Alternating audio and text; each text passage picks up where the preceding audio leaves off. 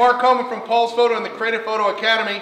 It is Nikon D850 Roundtable Night, and we're here with the group. What do you guys think? Yeah! Excited? Yeah, so the group is just coming in. We got about 12 people. There's going to be about 25 or 30 tonight. It's going to be amazing. We'll post the video so you can learn what they've done with D850. Is that cool? Yes or no? Yeah! All right, are you ready? Here we go. Name's John Waterman. I've had the D850 for 2 months, but only used it for a couple of weeks due to work. But when I discovered the fact that the multi-selector switch where you can move around, that center button can be programmed. And you can set it up for when you're doing playback mode, that you can do a 50% zoom or 100% zoom. And it zooms to the focal point. So with one push, you can see if you're in focus or not, and one push you're back out. And if you zoomed in, you can take your finger and move the picture around and look at it. And if you want to see the next picture in a row, you have those two little arrow keys on the bottom, press the next one, and it will keep the same zoom ratio and go to the same place in the next picture. So you can very quickly process a bunch of shots. But that one button in and out is incredible. Before I used to go bang, bang, bang, scroll, scroll, scroll, bang, bang, scroll. Okay, there it is, it looks good, back out. Now, one button. That's an excellent feature. Evelyn Schmidt. The tip I wanted to give you, the thing that I like really a lot about this is the peaking feature. Are you aware of that? Maybe not? Well, I'll give you the instructions because I put them on. I have them here on my iPhone, so when I'm out in the field, I can just look and see and remind myself. You have to make sure that it's on manual mode on the lens. Okay, so this little button here on the side, you put it. It says AF and M. You put it on M. So that's manual focus. Manual focus. Thanks. And then you have to go to live view and I. Okay, and when you press I, hold the camera. I'm afraid you're going to drop it. Okay. So why don't you go ahead and do it? Okay. So is it on? Yeah, it's on. It's on. But it's okay. It's on. Live view. Right. And then I, that's right above the eye view, and you'll see there peaking 3. And if you press what's that button called? The center. The big one. Yeah. And then you have peaking 1, 2, or 3. I always use 3 because that makes it the brightest. And then when you go to focus, what you'll get is an outline of what is in focus. So you're doing manual focus with here on your lens, and it will outline in whatever color you've chosen. And you can choose different colors. In the menu, if you go to D8, that's the pencil. Okay, and D8, it has the different colors. And I like the blue most of the time, but like tonight I was focusing on some of those pictures back there that have a lot of blue and it didn't work, so then I just changed it to red and it worked really neat. Okay? Mike McKinney. So one of the features that I like, it's the ISO button, but they moved it. So it's a much more intuitive place. You can right there easily find it without looking over on the left side. Where is that? So I shoot on manual a lot, like Jeff does, and so you can quickly just go to ISO and dial in your exposure just on the fly. A lot easier, much more intuitive than that. The other thing I like is the tilt-up viewer now. I mean, my knees are not what they used to be, and I like to shoot cars a lot. You know, get down bumpers and wheels and stuff, and it's really helped a lot in pain factor. The feature I was looking forward to most was the focus stacking feature. Unfortunately, they call it focus shift, which has a bad connotation. but it's really focus stacking, where you stack multiple images. And it's really important now that we have these really high-resolution sensors. Diffraction starts coming in at f5.6 to f8. And f8 is the usual f-stop where you can actually start to see it. You can see it if you enlarge very large at f5.6, but at f8, so we want to keep our lenses at f5.6 or f4 to stay in the sweet spot of the lenses, but then we don't get a lot of depth of field. And if you're a landscape shooter, or maybe a flower shooter, or any other type of photography where you want a lot of depth of field, the only way to do it is to stack the images. So what the D850 does is you put it in the focus stacking mode, and I use a focus shift width of 1 because I've found through experiments that that works best for me. What does that mean? That's an adjustment that you have on the granularity of the shift that the camera makes. So 1 is the finest granularity. Now even with 1, it only took me 7 exposures to get from 3 feet to infinity. So it's not a lot, right? And I use Helicon Focus to stack them because I can stack in a matter of about 1 second per exposure. When in Photoshop, it would take me a few minutes because I have to first look it up on how to do everything I have to do because I have to go through about 6 steps in Photoshop. But in Helicon Focus, all I have to do is import the photos and push a button, which is what I like to do. But it's really important. It's the only way you can really get a lot of depth of field with the sharpness that your lens and camera is capable of delivering. Okay, my name is Robert Bernstein, and I was fortunate to get one of the 850s from Mark here at Paul's Photo in the first batch. Been using it for about 4 months now or so. And one of my favorite features is the silent shooting. You turn on your live view, and now when you take a picture, the shutter doesn't open and close each time. So you can do quiet shooting. But the other nice thing is I like to do a lot of in-camera time-lapse movies or intervalometer type shooting where I might shoot 150, 200 shots in a short period of time. On my old camera, that meant 200 shots on the shutter.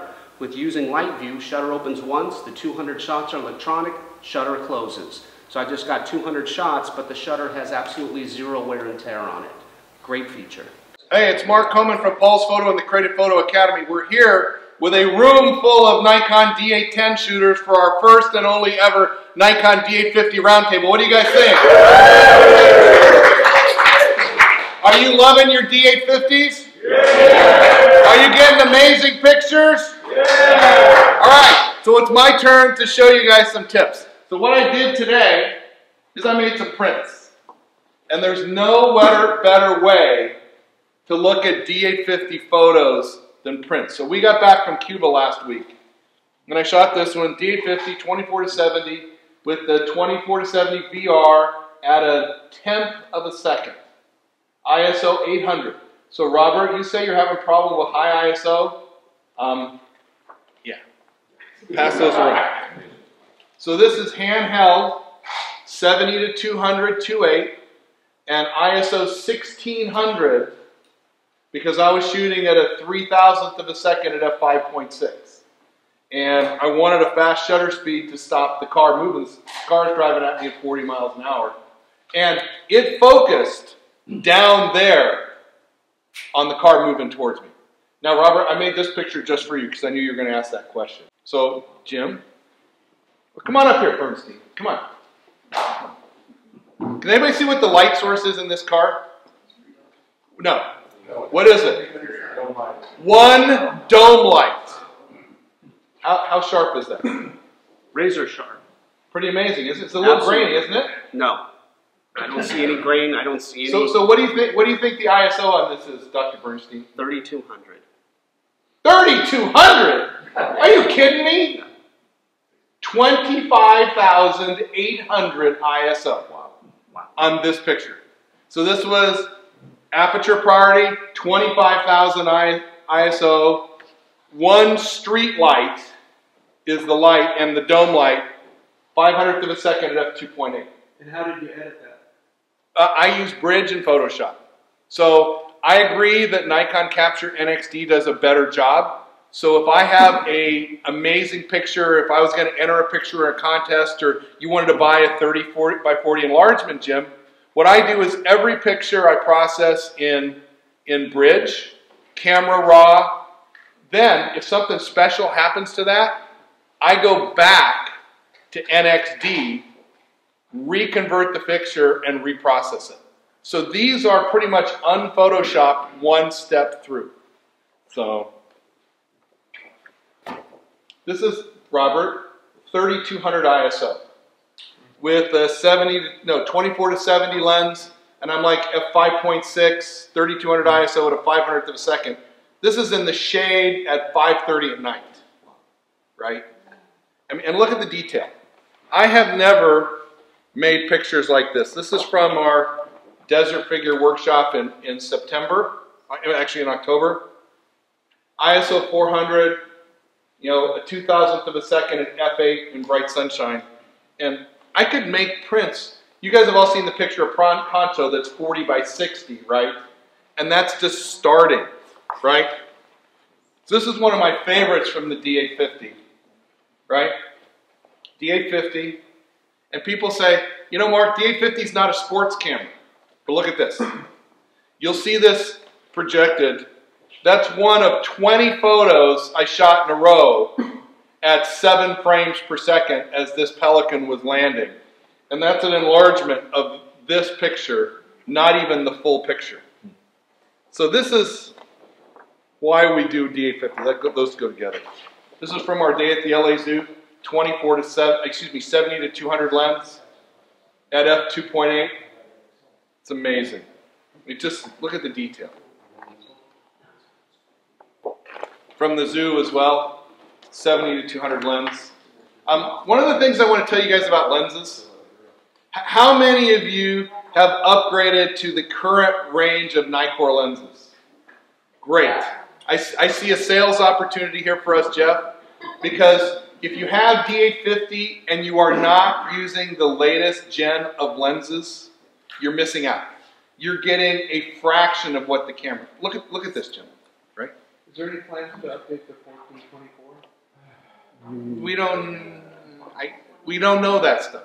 But the 14 to 24 is top rated. It's right there. No, I know. Right. So what I brought, gang, is I brought my bag. So What's lighting this?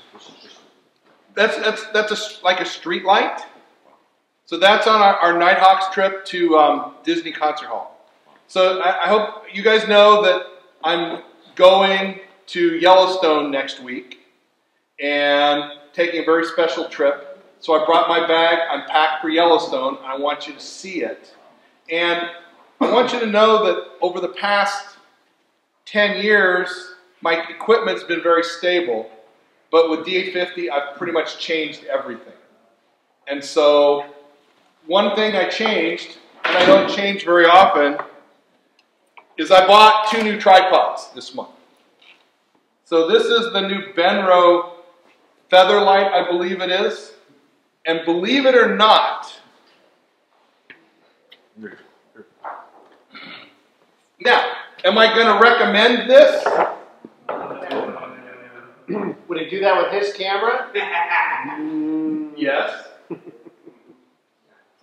Would I recommend this? No. But look at that, right? Now, what am I going to use this for? Doing a little video and a self-portrait, right? So when I have a tripod, when I don't have a tripod. And when it's not windy outside. Correct. Now Jeff can breathe again. Oh, I was breathing fine. All right. I wasn't. Now, no. For those of you who've known, I've had a different tripod, and I've recently converted because I'm trying to lighten my load. And this new Gitzo tripod, which we'll have in stock in the next couple weeks because they're on back order. New tripod, new head. Oh, I want the 400 back again. So, in the past with big lens, we've had to have more than one tripod head.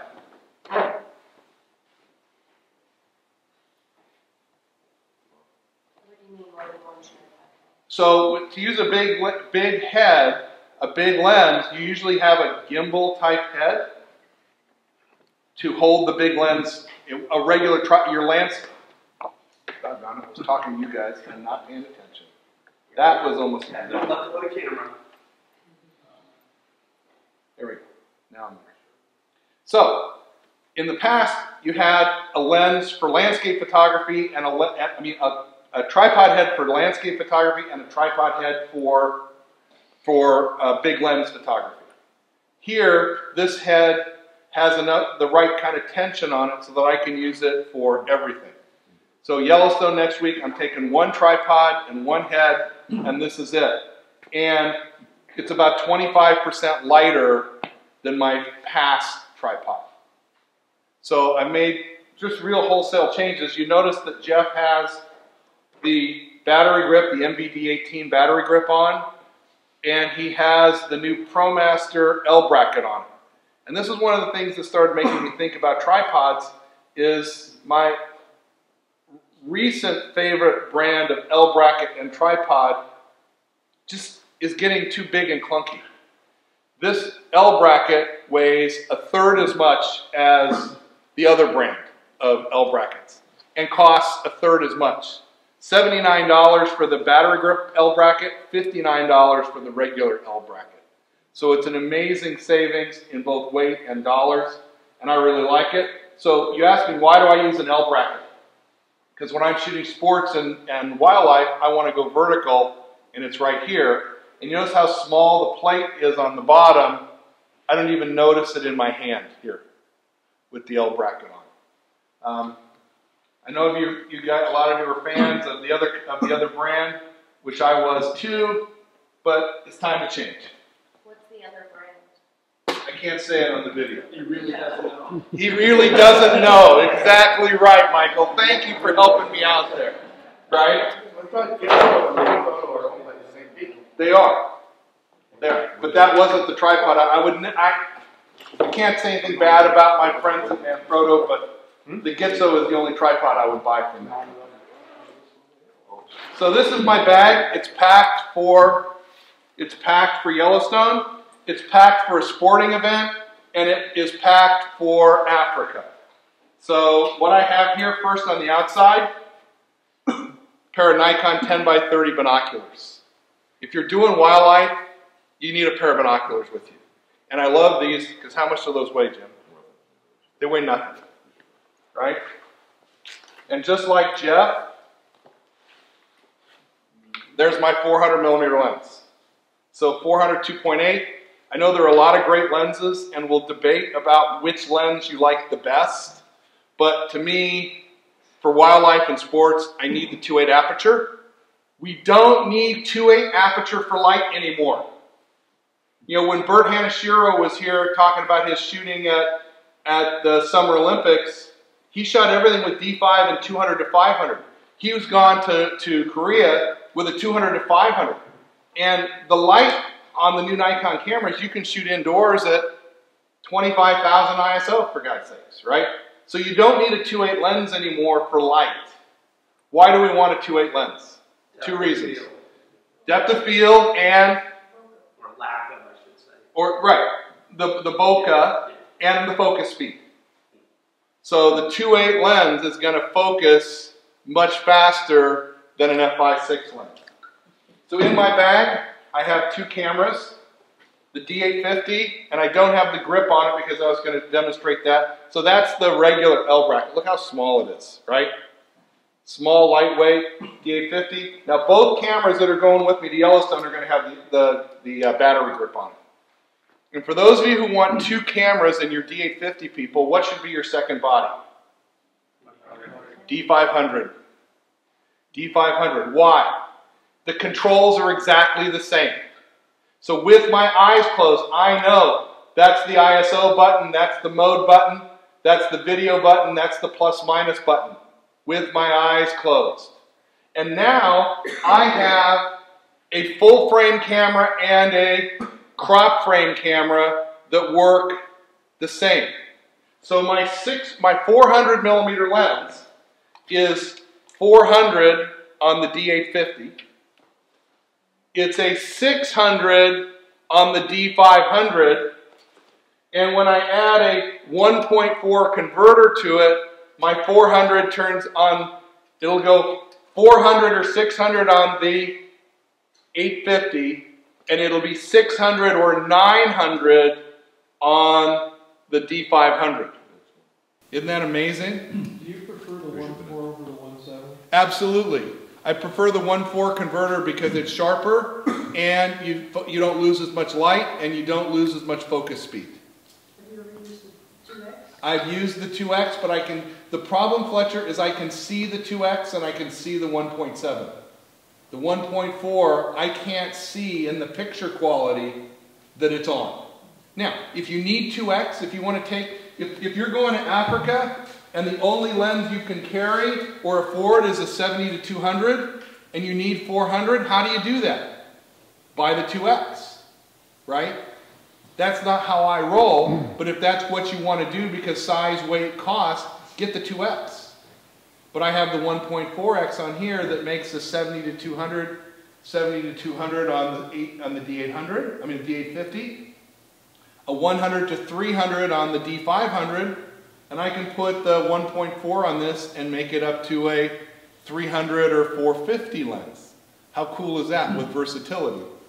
Also in the bag, the 24 to 70 2.8 VR, which, as Bill said, amazing lens.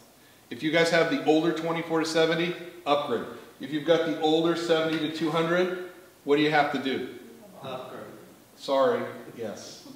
And yes, Jim, 14 to 24, right? This isn't going to Africa with me, but this is certainly going to Yellowstone, right? So that's what's in my bag. And I love this bag, and it's a great travel bag. You know, we were talking earlier about, oh my God, Mark, how do you lift it? You just do it, right? And off you go. All right, so we're here at the Nikon D850 roundtable with Paul's photo, and we've done something that you guys should all do. Do you know that you can plug your camera into the mini HDI port on the side of your camera and see it up big like this? So if you want to go into the house, you can do a slideshow. You can just have it hook up and see in the back of the camera. How cool is that, right? You guys know what all the stuff means, right? We've been through all that. So Heather wanted to see the live view thing. So here we go. So I've got the camera in. I'm going to hit I. Put the volume up. All right, good. All right, perfect. All right. So, come on, how come you're not on? Info. There we go. Info. Right? And then I hit the I. No, live view. And now I'm in live view. And I hit I. And I'm going to choose SL1, Silent View 1. Now, the problem with live view focus, will live view focus work in here, yes or no? No. Light level's too low. Light level is too low. Okay. Because the light is not contrasty enough. If I point up here, it might work. I'm going to touch. Are you in manual focus? I'm in manual focus. Okay. Yeah, there it goes. It focused, see? And it also took a picture. Right? Okay. So Heather, you asked me about the doing with the wedding, right? So the wedding photographers, I've seen like this, and they're just touching. You see how it's having a hard time focus? But you can shoot like this, right? And it's focusing and shooting. So How cool is that? when you're hitting the screen to focus, it should be taking a photo. If the focus light turns from red to green, it's taking a picture.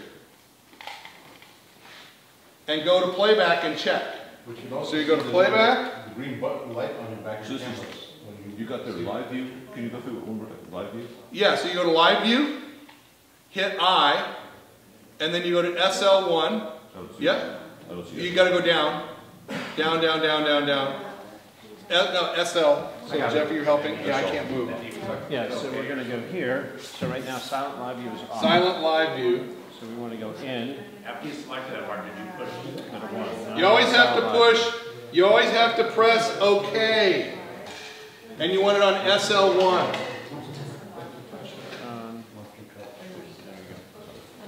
All right.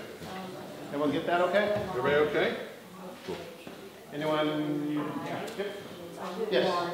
All right, so we got that, and now we're taking pictures. You can't be on focus peaking. Yeah, you can't have focus peak on at the same time that you have silent live view on. Wait.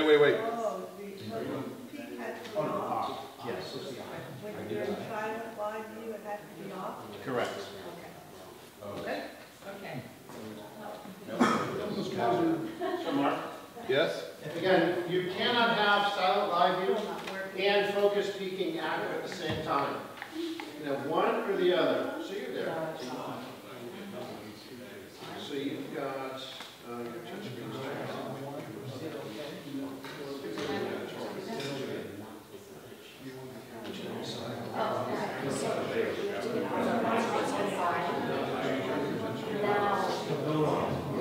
Oh, I know why.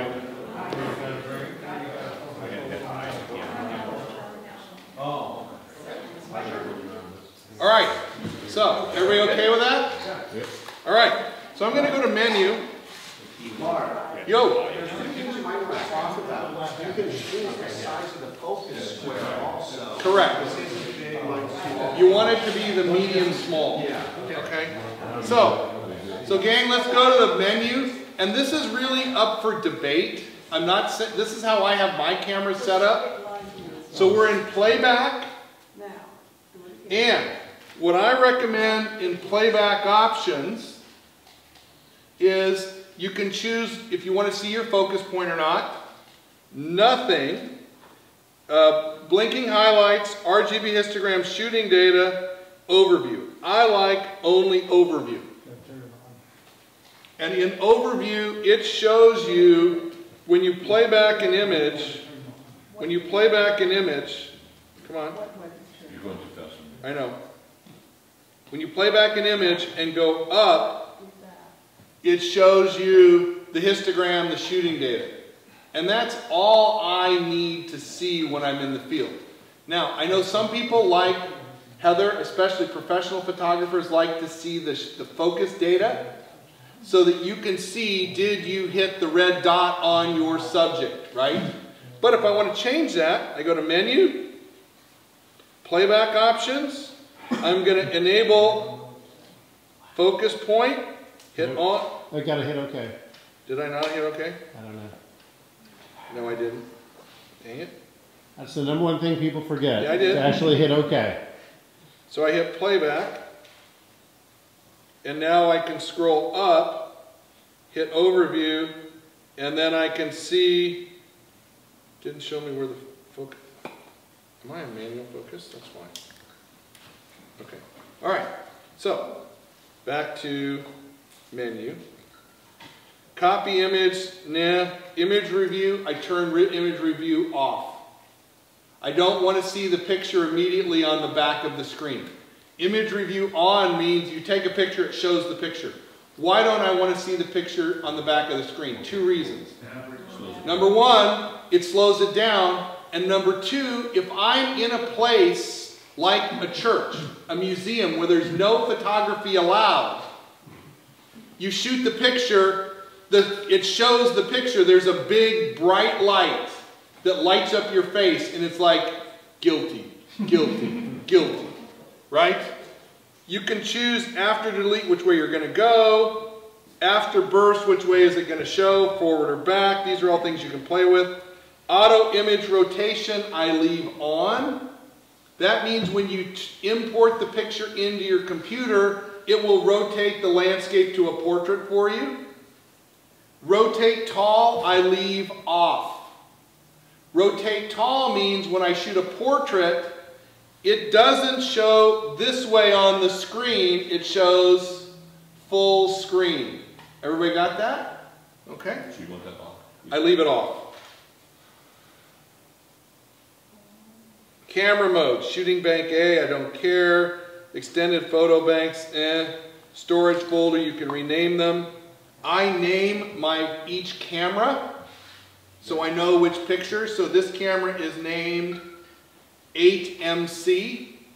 8 because this is my D850. My D500 would be named what? 5MC. So then you just use the little keyboard there, and you can remember you have touch screen, so you can just back out of all these things. primary slot selection is SD card. You can choose that. Why would you choose one over the other? The XD card is the faster, more robust card. But what's the problem with XQD card? Readers. Two problems. What? Readers. We have readers are in stock, good. What else? It's more expensive and they're hard to get. So right now we have a pretty good selection of the XQD cards, but the XQD cards are faster. Jeff uses XQD cards because he wants to shoot 10 frames per second. Joyce uses XQD cards because she wants to shoot 10 frames per second. I don't shoot that much sports anymore. So my primary card is the SD card. Now, you can't put any old SD card in a D850. You can, but it's not going to work right. You're not going to be happy. So you want an SD UHS2. The two best ones are the Hoodman Raw and the Delkin Black UHS2. They're more money. They're expensive. You bought a bitchin' camera, you don't want to slow the camera down. So you choose whichever one you want. Mark? Yes? If for normal wear I do the SD card, but I'm going to go do sports, should I pop it out and use that? No, you can just switch to the XQD as your primary card. Okay. Now, the next choice you have here, yes, Heather? If you have both of the things, You have both cards in. both of them in, Yes. why not just do the XQD if that? Well, which one are you going to use up first? Which one are you going to carry 10 of on a trip? Right? Because when I travel, I shoot one memory card per day. I have 64 gig cards, which in Africa or a sporting event or a wedding or a party would be one, that would last me, because in RAW on the D850 with a 64 gig card, I'm going to get about 1,000 pictures. And that's what I would shoot in a normal day. You'll see pictures from a football game, I shot 840 pictures at a football game, right? That's what I shoot. Now the choices here are overflow, which means that we'll go to your primary card first, and after that fills up, it'll use the secondary. What I have just started going to, and I have to thank my good buddy Dave Beaver for this, is he's talked me into using my secondary slot as backup. So that every time I take a picture, the camera is putting one picture on the XQD card and the very same picture on the SD card. Why do I do that? Knock on wood. I have not ever lost or had a memory card die during a shoot. But it can happen. I did. Right, you did. And if you had this system, if the first card didn't read, it was kaput, what can you do then? Go to the second card and you still have the picture. So what I'm doing is I have the SD and the XQD on backup. When I go shoot, at the end of the day I pull the SD card out of the camera, put it into the computer, download it, verify I got all the pictures, then I erase the XQD card or format the XQD card. And you guys know how to do that, right? Yeah. So menu, tools menu, format card, and then choose XQD, okay, yes, okay. Format card, SD card, yes, okay. And now both my cards are clean. Michael. Does it slow down at all? No, I haven't seen it slow down. You know, so the other option there is RAW plus JPEG. Now, a lot of you are shooting RAW plus JPEG, and this is a decision. If Heather, if I was a professional photographer and I was doing a birthday party, I would shoot RAW plus JPEG. I'd put a crappy SD card in the SD card slot. I'd put my XQD card in, have my XQD card in. I would come to your birthday party, I'd shoot the birthday party, and I would take the SD card out, give that to the mom, collect my $500 check, and walk out the door. Because you've now got all the pictures on an SD card as a JPEG. I'm done as a professional photographer. How cool is that? Right? Or if you have a birthday party, or your friend calls you and asks you to take their pictures, right? So that's why I use that, or why I would recommend use that. Backup. Flash control, image area. There's no reason, in my opinion, to shoot anything except for FX, which means you're getting all 36 megapixels of your D850. All 46. All 46, sorry. Auto DX crop is turned on. So if I were to put on a DX lens, it's automatically going to crop it down to the 20 megapixel image size. Viewfinder mask display, I want that turned on. So that if I put a DX lens on, it's going to put a gray box, so I'll see that there is a difference. Yeah, or if you shoot 1x1, which is really Correct. cool. Yes. So the viewfinder mask display you have on? On. Correct. Raw, image quality, raw, JPEG, whatever. How many JPEG shooters do we have? If you're a JPEG shooter, go up to the top, go to JPEG Fine Star. That's the best. Where do we do this? Menu, camera menu, image quality. No, which one? Is that the? Fine Star. No, which of the bars? No, in camera mode. Can you not? I'm sorry, Steve, you can't see that. Sorry. So camera mode, Yeah. right? I choose raw. JPEG Fine Star. Yeah, Correct, that's the best JPEG. Okay, image size, you can. Okay, so where do you go? Image size, image quality, right? You have to keep scrolling down. You got to scroll up and down. And unfortunately, because the camera has so many choices, all these menus are 2 or 3 screens. Yes. Okay. Which one do you want? For you, JPEG Fine Star. Okay. Image size, large. I mean, you bought a D850. Don't go smaller, right? You didn't buy a D7000, right? NEF recording, I charge large. ISO sensitivity. Here you can manually set the ISO. Can you go back to NEF? We should have that as... NEF recording, oh sorry. You want lossless compression. Right. What? And NEF recording, sorry. NEF recording, raw. Lossless compression. Jeff, and if you see anything that I'm making a mistake on, stop me. Sure. Lossless compression, hit OK. And you want raw, pardon me? Where did you find that? I have image size. It's below image size. Image size, NEF recording.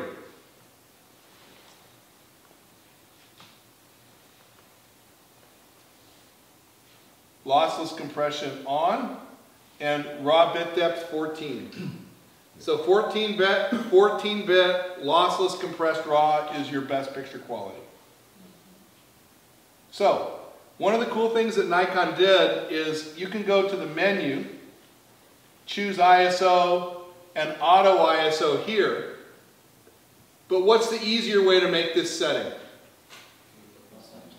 On the top. Correct. So you hit ISO. You hit ISO. Come on. You hit ISO, right? And with the back button, you can manually set the ISO. Yeah. The rear dial. Rear dial. Right, yeah, okay. So hit ISO, Here, right here. and you see that it's rear dial or front dial. Front dial allows me to toggle back and forth between auto ISO on and off, right? And back button allows me to set the ISO. And notice that my ISOs only vary in full stops. Because in the ISO selection menu, I have chosen full stops.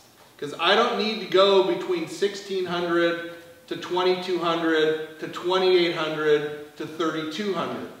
I'm going to go from 16 to 32. Where is that setting? I'll show you that in a second. Can you explain again where that auto ISO is? I know where it is. Hit the ISO button, Oh, in this one? and with your thumb you set the ISO. With your index finger you go toggle back and forth to auto. And this works the same on D750 and D500 and D810 too. Yeah. D7500. On D75, doesn't work on 750 that way? Yes, it does. Just Yeah. the ISO button's in a different It's spot. in a different spot. Can you show me that? Okay. White balance, auto. Now, So wait, come back to this auto. Auto? yes, So, Not auto. hit the ISO button on the top of the camera, Steve. and keep your finger on it. Keep it on it, and with your middle finger, turn the front dial. And it's on or off. Auto ISO is on or off. If you turn your information screen on, but just always remember, this is Right? Okay? I always use it on. You use it hardly. That's why we, you know, yeah, no, there's so many different settings. Is everybody okay so I far? use manual a lot and I use auto ISO. How many of you are running out of gas? No, keep going, okay. All right, is everybody okay? Just let the ISO. Want to go back to that? I use your ISO. But do you limit what you can the ISO will raise? We're not there yet, Rick. You let it do Yes, it? Mike? Yep. To auto ISO, to changing the ISO. But Just button down to do that, right? Okay, so white balance control. My white balance is on what? Auto. And it's on auto. Thank you. Sure. 75% of the time because I shoot raw. And where do I adjust my white balance? Post. I do set the white balance sometimes in manual, in here. If I'm doing something that's crazy, like incandescent or fluorescent where it doesn't even get close, or maybe I'm doing a night shot or a sunset shot and I don't want auto ISO to take the orange away, I'll set sun, fluorescent, or incandescent. So the natural light auto is new. It's new. I haven't played at all with it. That was kind of my question. Of the natural light auto is supposed to be for sunsets. Instead of making the sun white, it keeps the golden. It's, yes, it's tweaked to handle a range of natural light, yes. So it recognizes better sunsets and sunrises. So the problem with auto ISO, it sees all the extra orange and pulls the orange out. But it also sees the blue on a foggy day and takes the blue out. Right? So that's where it's, right? So well, this is, when you're in natural light, basically what it's doing is it's telling it that if it's a blue light, it's a natural blue, so it's trying to keep it, as opposed to in non-natural light, it's trying to figure out if it's a different light source, and it should correct it to white. So when it sees the oranges and the blues, and you've got it in natural light, it's trying to go in and say, okay, we know that that's not some weird blue light source. We're going to try to keep it more blue or more orange. It does a little better job. Hold on, Bill. John. Yeah, otherwise, white balance should be off also when you do time lapse. Well, you have to manually set it correct. So if you're doing long exposures, star trails, night photography, auto white balance doesn't work at all. You have to manually choose a white balance. But you have it on. Normally have it on or off. Normally on. You have to choose a white, you always have to choose a white balance. Bill, you had a question. Well, I've been using the natural light auto, And you like it? and it works really nice. Cool. Good. Dave, you had a question. I couldn't hear those two questions. Oh, so John said when you're doing crazy stuff, you have to, odd stuff, auto white balance doesn't work right. So time lapse, night photography, his star trail. So you're on sunny white balance for your star trails, right? I said Kelvin. Kelvin, typically. Yeah, you said Kelvin to, what do you say Kelvin to? 3700. 3700 for his star trail pictures. So where would that Down at the bottom, be? Oh, preset. Yeah. preset Kelvin, No, it's right above that. right, yeah. Choose color. Choose color temperature. Pardon me? Yeah, but it's easier, if I shoot 5,000 photos on a star trail, isn't it easier to have it all right instead of having to correct all that?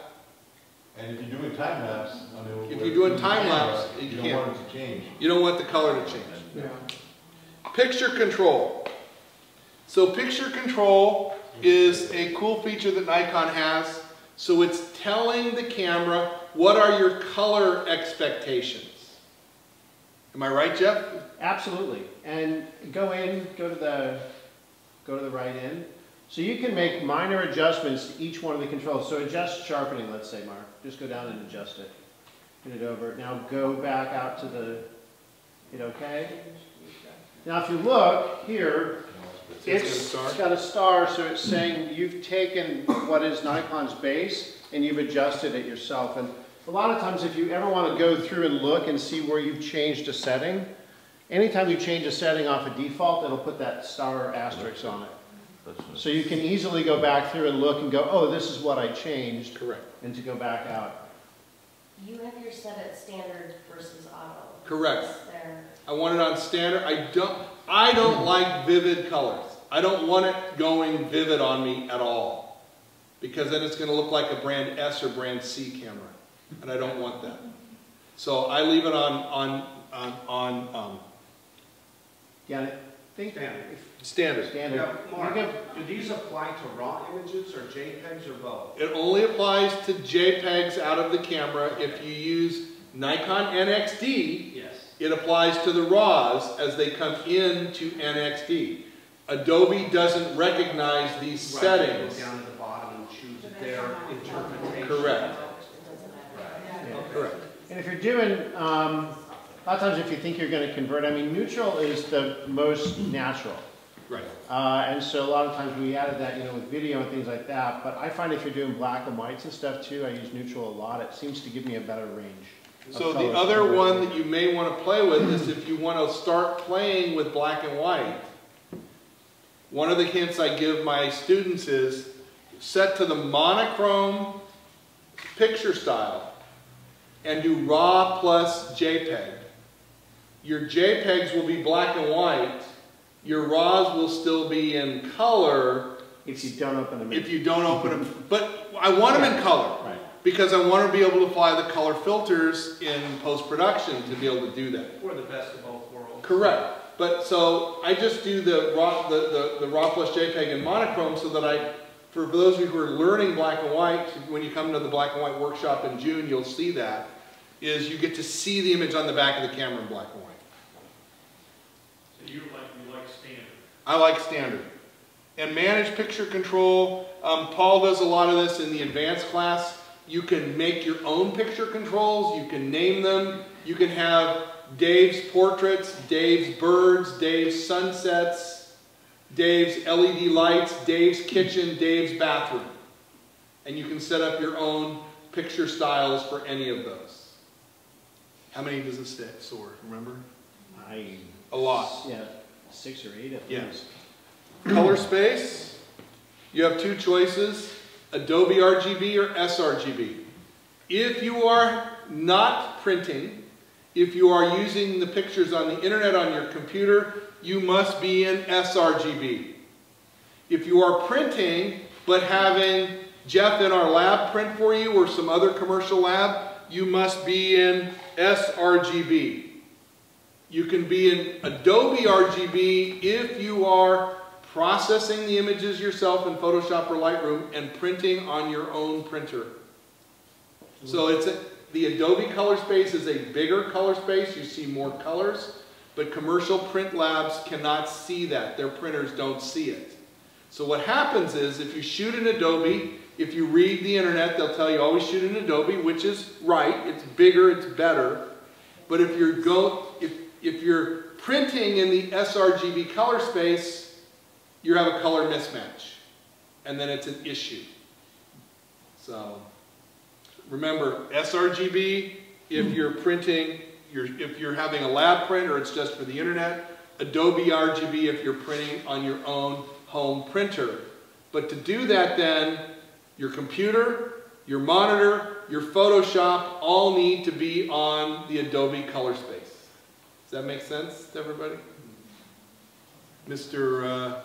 I just bought my Adobe RGB monitor. Yeah, perfect. Active D-lighting, this is Nikon's Shadow Fix. I like it on high. I want Nikon to do as much work for me as possible. Some people don't like it. If you're shooting and you want a contrast to your image, if you come to the film noir shoot and you want really dark shadows, turn active D-lighting off. I want the extra help in the shadows, so I go The high. same question is going to come up on a raw image. Is Lightroom going to find that? No, So it's gotta doesn't be do it. Again, the NX. Correct. Okay. But so remember, I don't change my settings on my camera. So if I'm going to shoot stuff and flip it to JPEG to shoot some images, I want all the settings in here the way I want it. Okay? Long exposure noise reduction, I never turn it off. I mean, never. Did you just reset it, Jeff? No, I will. Second. Okay, let's take a break. So you take it off. You want to Long exposure noise reduction I leave on off. I'm going to do, if I need noise reduction, I'm going to do it in post-processing. But I don't find that D850 or any of the recent Nikon cameras really need long exposure noise reduction. You know, I shoot 30, 60, 90 seconds all the time, and there's no perceptible noise or grain. High ISO noise reduction I leave on normal, same thing. Vignetting control I leave on normal. Auto distortion control, I've never really had a good explanation of that. Neither have I. Right? Flicker reduction I leave on. What is flicker reduction? Flicker reduction adjusts the shutter timing when you're shooting under fluorescent and LED lights because they flicker.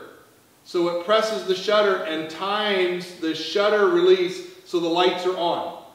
Before we had flicker reduction, you could shoot in here at 5 frames per second and 2 of the pictures would be black because the lights are off because they're flickering.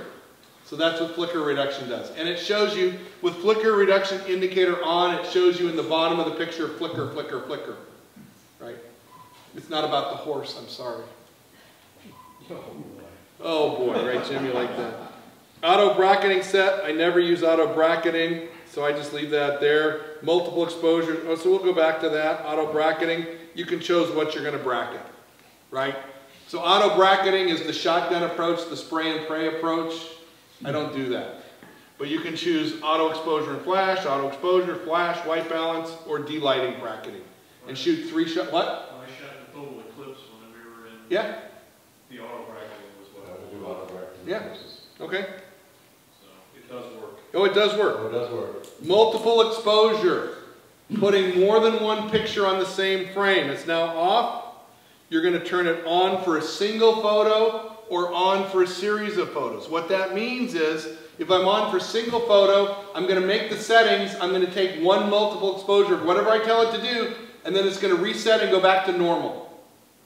Series of photos means I'm going to turn the multiple exposure on, it's going to do my multiple exposure, and it will stay in the multiple exposure mode until I turn it off.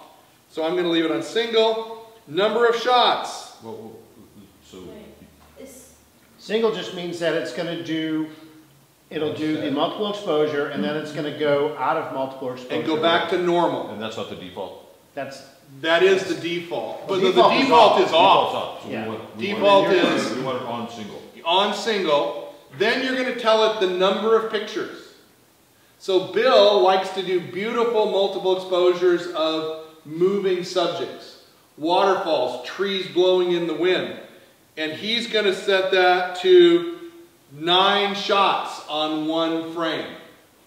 If you want to do, John, your self-portrait for the advanced class and have 2 pictures of you, one with a mustache and one without, you're going to set that to 2 exposures. Hit OK. Overlay mode, you're going to put it on average versus add, average, lighten, or darken. This is what happens because you're opening the shutter twice. What do you want the camera to do with double the light? Add it together so your picture is going to be, well, they just look different, Jim. It's not better or worse. Add means the pictures are going to be added on top of each other. Average means that the camera knows that you're adding 2 together. It's taking care of that for you. Lighten it or darken it. Am I right, Jeff? Yeah. Okay. So is this HDR? No, this is multiple exposure. If you want one to be more present than the other, yeah. how would you do that? You would do that in manual and shoot the first one at normal exposure and the second one like -2. Okay. There's no way to tell the camera I want that I know. Okay. And then keep all exposures, yes. High dynamic range, you notice it's grayed out. Why is my HDR grayed out? Anybody know? You going raw? Because I'm in RAW. Very good, Reagan. You have to be in JPEG. So a lot of these funky, fancy things you cannot do in RAW, like time-lapse, right? Or time-lapse movie. You have to be in JPEG to do that. HDR is off because I'm in RAW, so I have to go to Qual and turn to JPEG. So now I go to Menu. Come on, come on, come on. Yeah. Yeah, I'm on JPEG. Oh, I'm in manual mode, that's why. So mode has to be automatic. That's the other thing. So I was in the aperture priority? the aperture program or shutter. So why? I'm getting the same problem. I shoot in JPEG, I'm getting, it's still blacked out. Pull up the manual. You have a, you're in movie mode now. Oh. Well, what have I got setting it wrong here? Memory card and everything? I don't think it is, Mark. Mine is No, I've got something misset, so I just got to remember.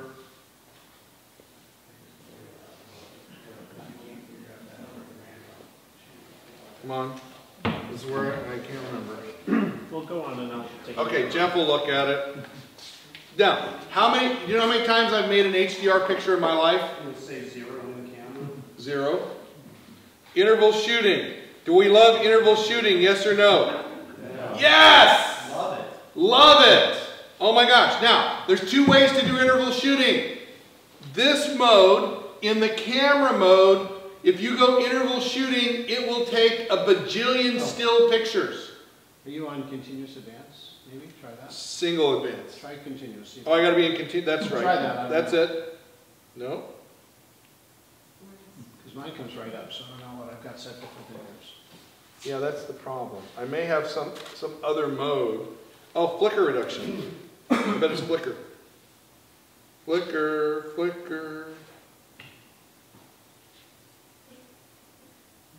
No, we'll figure it out and send an addendum out. Nope.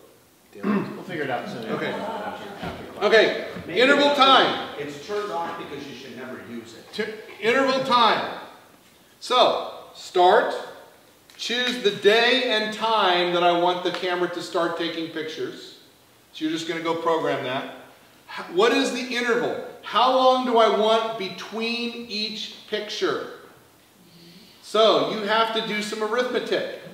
How many pictures do you want over a given period of time, right? So if I was doing a 30-second star trail in camera, I would choose my interval at 31 seconds. And I would manually set my exposure to be 30 seconds so that every 31 seconds the camera is making a new picture. You have to be careful that your time and your interval coincide together. I can shoot a 5-second exposure or a 5/100th of a second exposure every 31 seconds and everything works great for that. Does that make sense to everybody? Okay? Yeah, when I pushed it to 30-second exposures, it really didn't like it. No, I know. I did that. And so, gang, using the in-camera interval timer is not the right tool for doing long star trails like John and I like to do. You need to get the MC30A remote control. I know it's $200, but it works a lot better and the camera works better with that. Okay? Is that an intervalometer? Yes, it's an intervalometer timer. It's really cool. And for doing that kind of photography, it's great. So bottom line is I have never used the interval timing function in my D850. When we get to the movie mode, I use that sucker all the time. So, number of shots, exposure smoothing on, silent photography needs to be on, and interval priority, yes. You can put it puts it in its own folder, yada, yada, yada. Everybody, any questions here? Silent photography, mode 1, right? Mode 1, Jeff? Mm-hmm. Silent photography is mode 1. That means you push the button and it takes a picture. It has to be in live view, right? Pardon me? Has to be in live view. Have to be in live view. Is your outlet be on? What? You're going to turn silent to mode 1 so that when I Default it's off. Default is off. turn default is off, when I go to live view. So what's going on now?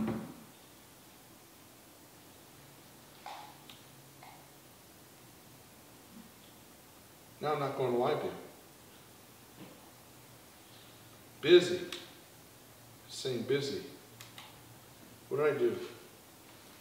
Is this? There we go. Live view, I can touch, and it takes the picture. How cool is that, right? So Kathy, you said, how do you focus way up in the corner? Now, it's not working because it can't focus. So what do? I manually move the button using the thumb control, and then I hit the AF on button, and now it focuses. This is the thumb control. Yep. And it takes the picture in silent mode. I'm going to zoom in and show how to zoom in. Hit your plus. So you can zoom in when you're in this mode if you want to do critical focus.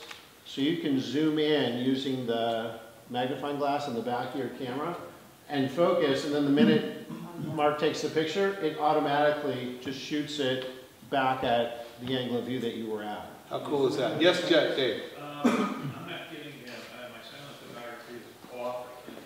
You probably have focus peaking turned on, but I'll take a look. Okay.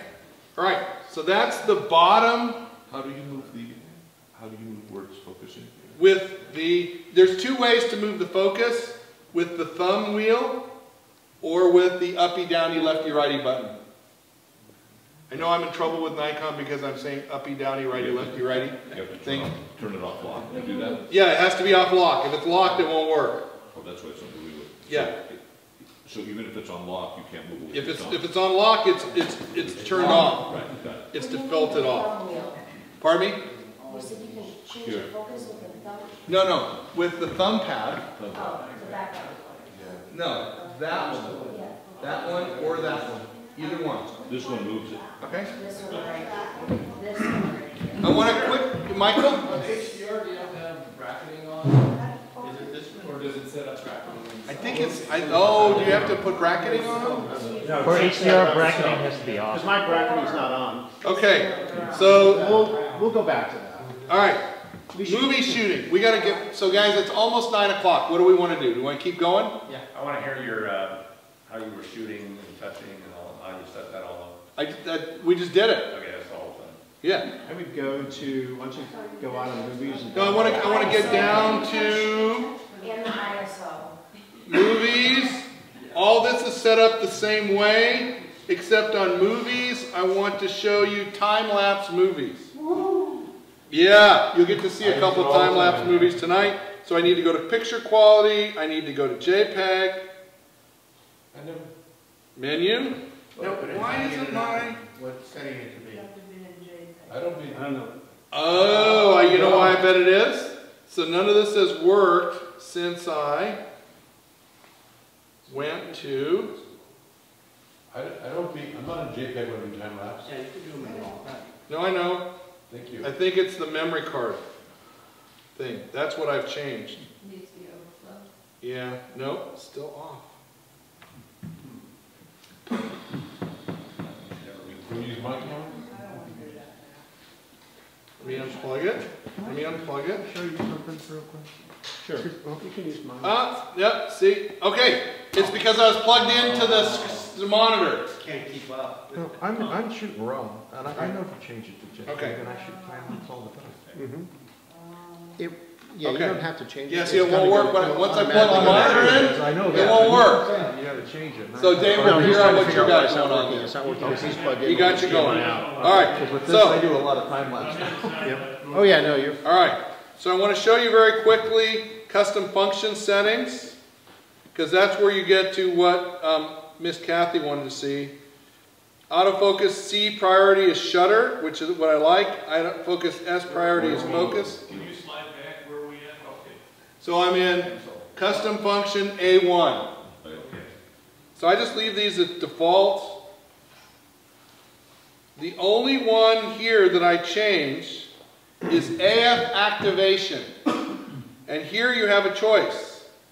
I like my camera, so AF on. So the AF on button on the back is the only way my camera focuses. When I press the shutter release, it don't focus. Now, this screws up somebody when I give them the camera to play with, but this is the way I like it. So it's focusing now, not focusing. So I can very easily lock the focus. Is that what they call back button? Back button focus, BBF. Okay? Take over and go through a couple of these? Are you okay? Sure. Yeah. Go ahead. So do I have to turn that off? No. All right. Good, thank you, Jeff. So I'll go through a couple of these. What's it called? Autofocus release, is that good? Autofocus release. No, that's a different one. Can you move over a little bit, Jeff? I You gotta can. switch back, all the way back. I can. So I'm going to go up to store by orientation because I do a lot of stuff where I'm doing sports and things like that. So right now, if I have my autofocus point, let's just say I'm doing landscape and I have a dead center. And every time I rotate the camera like this, I'm doing portraits. So I want that autofocus point to be up at the top where the eyes are. If I go to store by orientation, what will happen is every time I turn my camera this way, it'll move that autofocus point up to the top where I last set it. When I go back to this way, it'll move that autofocus point back to wherever it was when I last set it, let's say dead center. So if you're doing a lot of portraiture, things like that, sports photography, where you're going to be going back and forth, it's great because I don't have to go this way and then quickly move my AF button. It's stored it based on the orientation of the camera. So autofocus. What setting do you use? Go to A7, and then you're going to turn it to focus point. I actually just go to focus point. Okay. So I don't go to focus point and AF area mode because typically my AF area mode is the same. But let's pretend that I'm shooting it. When I'm shooting horizontal, I want to be in AFC and I want to be with whatever, D9. And then when I go the other way, I want to be to AFS with 1-point autofocus. All of that you can lock in. But it's a nice quick feature if you're going to be going back and forth a lot. So AF activation, I'm just going to try to go through a couple. Go down to B1. Okay. That's the ISO sensitivity, one step. Right? B1. Right? You want it one step? It's up to you. It's up to you. I like it so I go from ISO 100 to 200 to 400. I don't want to go to the intermediaries. Okay. Right? So your choice. One of the other things earlier I was talking about let me go back out. Sorry. Okay. So if you're trying to set up, like I was talking about when I was doing the sports yesterday, this is what I was trying. So I go to A3, and basically I'm telling it how much do I want to have it quickly acquire a new subject. If something moves in between, I'm focused on Evelyn, and something comes in between me and Evelyn. Do I want a long delay before it starts to look for a new subject, or do I want a short delay?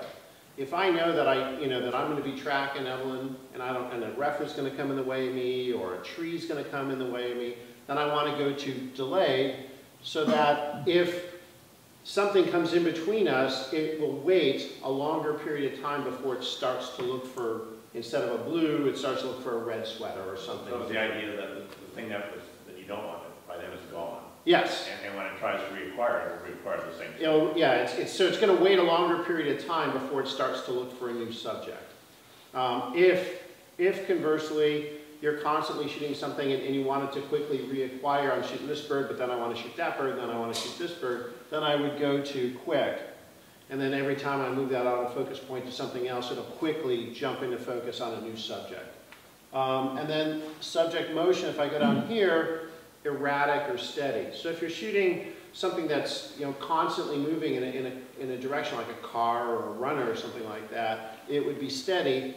If it's erratic, I'm shooting a football player or a soccer player, it might be coming towards me, it might be going away from me, things like that, then I would tell it it's going to be erratic motion. And again, it's just giving the camera a little bit more information so that it can really amp up how it's going to focus for you. So I think those are two kind of important things to do. And again, if I come back out, I hit OK.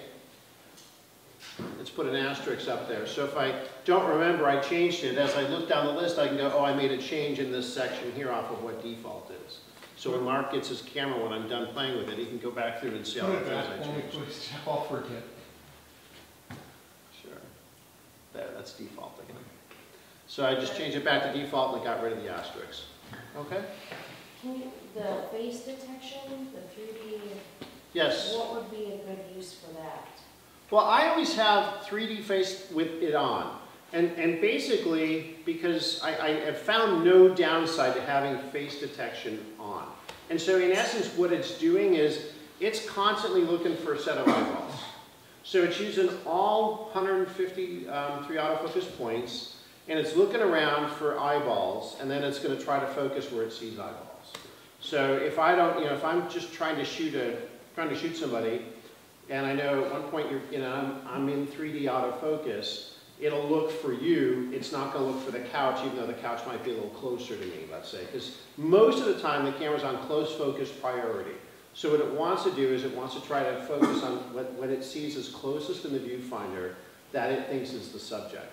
So face detection is just giving it, again, a little bit more information, providing I'm not shooting landscapes, let's say, and it's looking for eyeballs, and it's saying, okay, there's something here, let's say my hand, between me and you, and instead of focusing on my hand, it's going to focus on you because you've got two eyes, and it's going to say, hey, we want to go there. And then as you move throughout the frame, it'll constantly track your face throughout that frame. So if you go on with that, turn it on one time, and lock into me, and then just as I do this, you're going to see that focus point is going to bounce back and forth, and it's going to follow my eyes throughout that viewfinder.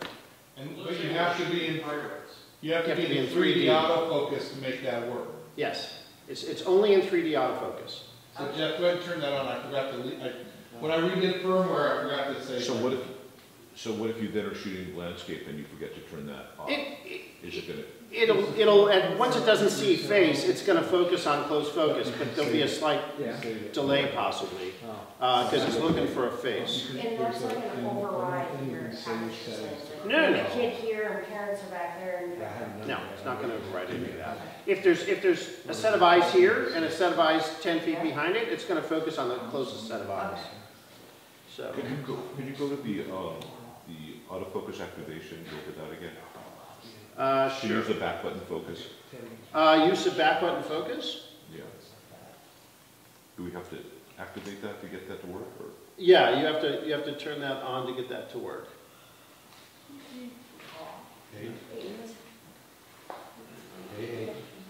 A8. Right, sorry.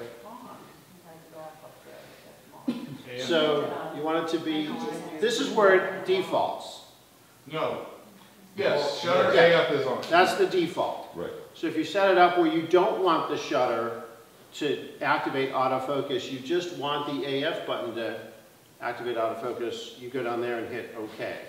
And now I could press the shutter button all day long and the lens won't focus. It doesn't focus until I hit this rear AF. And how do you keep yours? How do I do it? I don't use back button autofocus. I will tell you this. I have like a mental block on back button autofocus. You know, almost every good sports photographer I know says back button autofocus, and for some reason I have a mental block. So again, at the end of the day, there's somewhere around 1.3 million settings on this camera. There's 1.3 million settings on this camera, literally combinations of settings. And there's not 1.3 million combinations of settings because there's only one that works for everybody, right? I mean, it's how the camera works best for you, and that's going to be very different from how it works for me. So, you know, if you ever sit down with somebody and they go, this is how you must set up your camera, run away from that person. This is how I do it, this is why I do it that way, but you should experiment and play and see how it works for you. If you push the back button focus, it then says enable or disable autofocus release. What is that?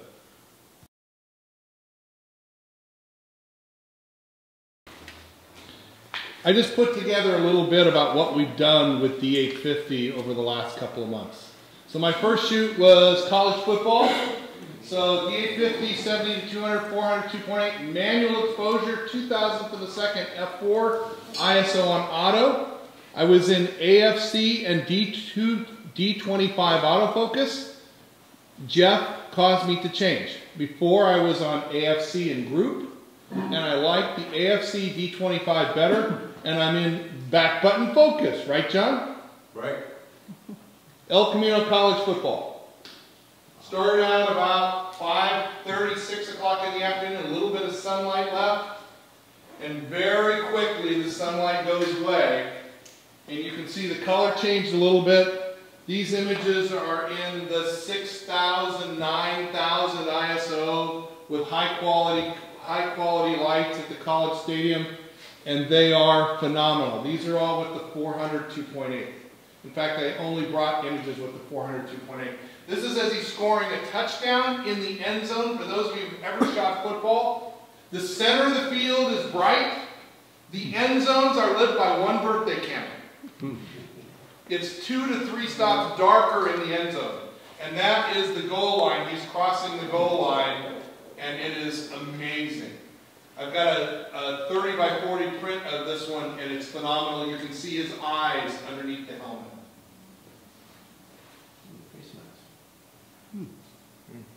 And they say the autofocus on D850 is not fast enough.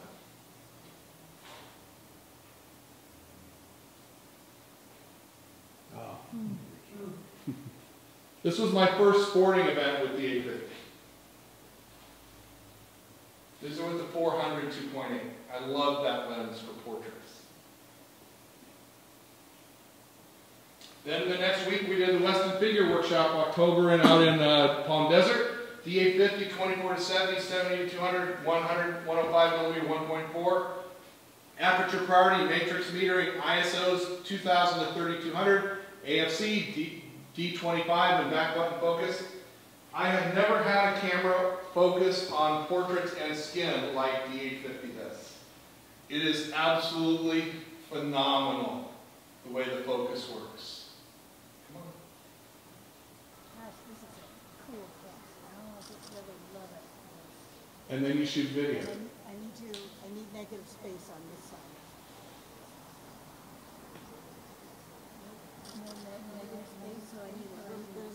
Sorry, it's the computer that's having a hard time with the video, not the videos. The videos are phenomenal. Right.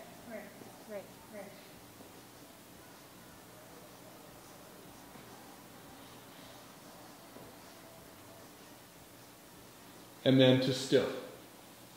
In color, straight out of the camera, and my finished image in black and white. ISO 1600, this thing is so sharp. This is with the 105 1.4. Jeff didn't talk about his favorite lens, and one of my favorite lenses as well. And any of you who shoot people, the 105 1.4 should be in your bag all the time. Dynamic range, this is inside, bright sunshine outside, a dark-skinned model. Look at the quality of the finished image. It is off the chart. Detail like you wouldn't believe. Highlight, low light, the glow of the skin, phenomenal. This is 6400 ISO by 3 100-watt light bulbs. Absolutely phenomenal picture quality. Phenomenal detail. 70 to 200 lens. 70 to 200 lens. 24 to 70 lens. Right, Evelyn? This is Evelyn's picture. Evelyn's found this spot in the location. It was phenomenal. But look at the detail holding the white. This is a white cabinet with the black hair in the shadow. Amazing detail. Once again, bright sunshine and shadow at the same time. Phenomenal. Using the light, the shadows, it's just what D850 does for us is beyond belief. It's beyond imaginable. You know, I just, look at this, bright sunshine and shadow in the picture at the same time. phenomenal. Just, I can't speak highly enough about what the power of D850 is for us. And then Bill went to Monument Valley with us. I took an extra lens in the bag, 8 to 15 fisheye, 14 to 24, 24 to 70, 70 to 200, aperture priority, matrix metering, live view, a lot of live view touch focus on this trip. So I really got to fall in love with the live view touch focus. And this is the scene, straight raw, out of the camera, sun and shadow in the picture at the same time. And it's just beyond belief.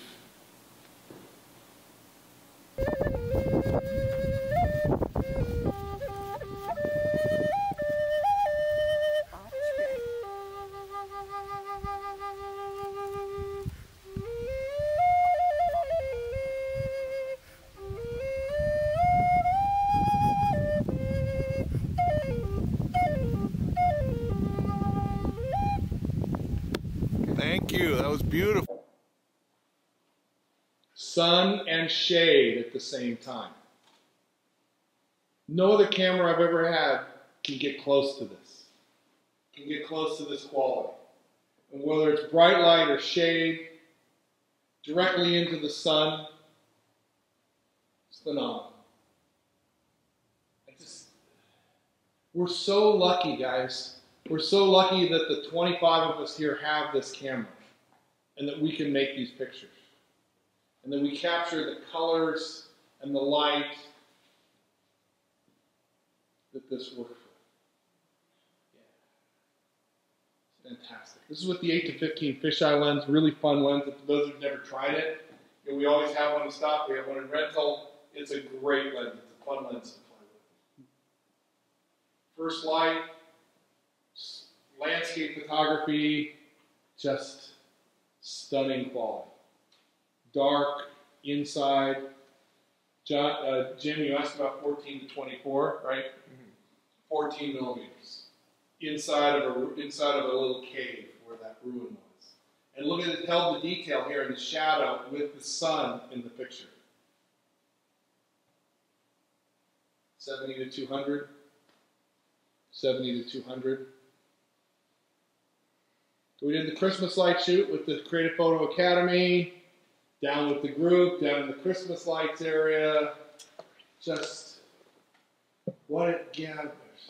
This was my favorite one. This is the 70 to 200 at 2.8. And the detail here is phenomenal. And look at the background. Look at the autofocus background. It's just superb. With Evelyn for the Manhattan Beach Christmas fireworks. So much fun and great color.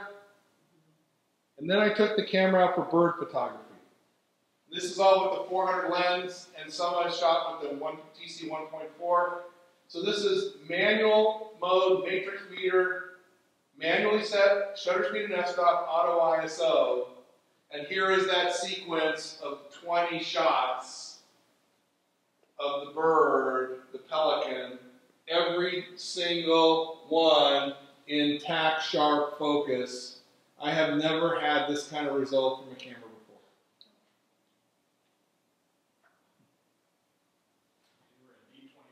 D25, but the problem, Dave, is you got to keep the dot on the guy. You got to move the dot. You know, Dave was with us at the Rose Parade, 24 to 70, 70 to 200, out early in the morning on New Year's morning. 24 to 70.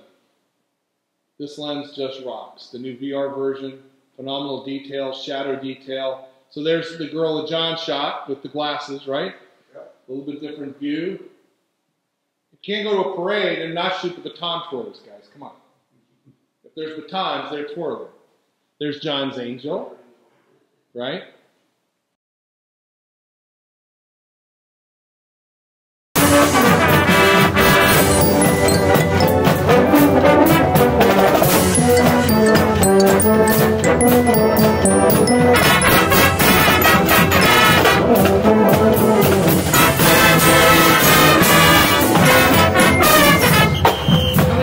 Video with your D850s.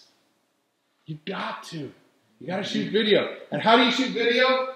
Live view, program mode, P on the camera, video.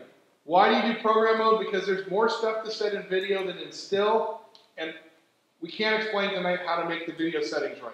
P mode, turn video on.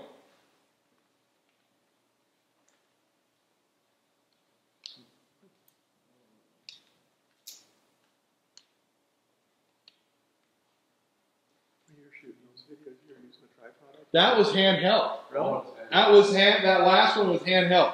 I never shoot video handheld, but that last one was. Because that band was so amazing, wasn't it? Yep. And it just to shoot it, right? So last week in Cuba, oh my gosh. I traded the 14 to 24 for the 20 millimeter 1/8 because I wanted it lighter weight. And there's the group.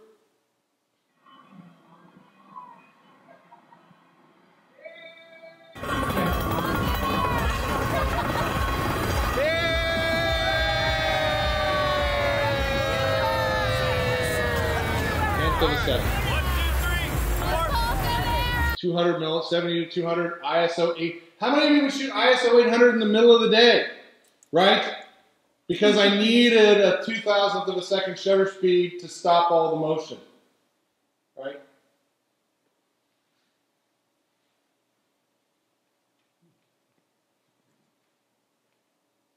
This is a time lapse from my bedroom, from the hotel room.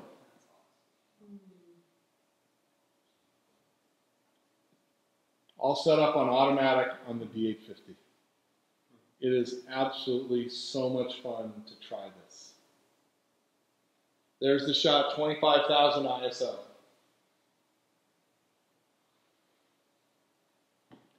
Statue against a overcast sky. How many of you ever shot a picture like that and had it come out right?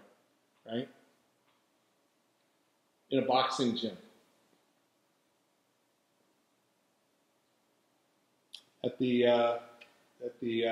This is at the Cuban World Series.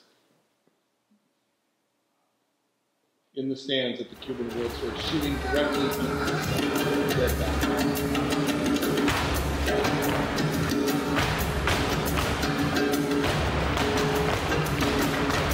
Once again, handheld video. Not my recommendation.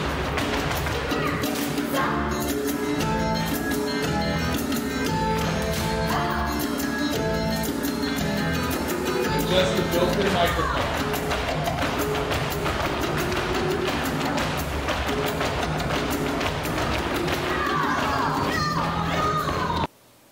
ISO 6400, 70 to 200 lens.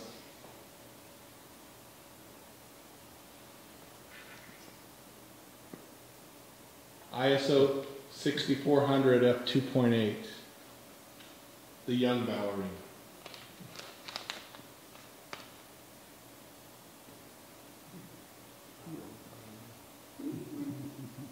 That's the meat market,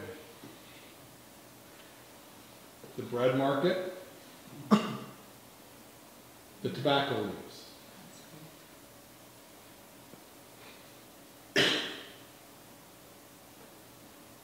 So gang, that's what I've done with D850 in the last 3 months. What are you guys going to do, and how are you going to make great pictures?